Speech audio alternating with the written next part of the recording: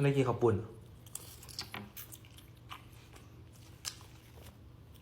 เคยเป็นบ่พี่น้องบ่เข้าใจว่าปัญหาหรืออุปสรรคในการใช้ชีวิตปัญหาต่างๆนานามันเป็นอย่างมันคือบ่เข้ามาทีละอย่างทีละอันเนี่ย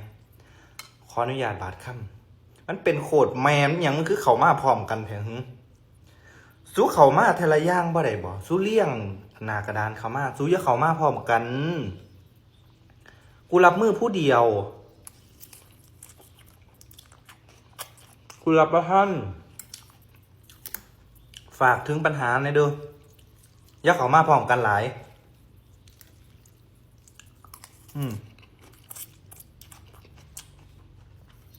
คนนี้อยากจมในหอคลิปนี่ขั้นแขวบัดย่ามว่างๆบ่มีหยังเห็ดดอกบ่มีแต่ว่าเขาบ่เคยว่างดอกวะ มึงเอาเห็ดตลอด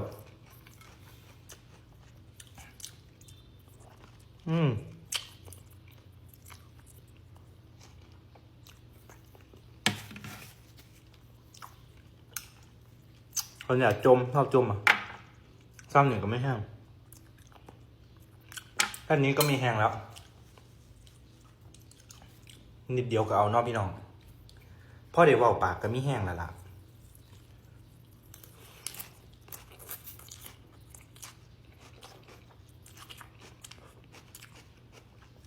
ป้า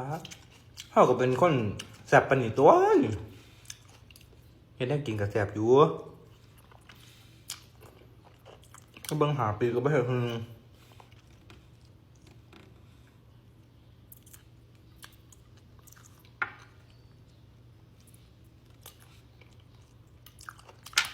เผ็ดตั้งสลับ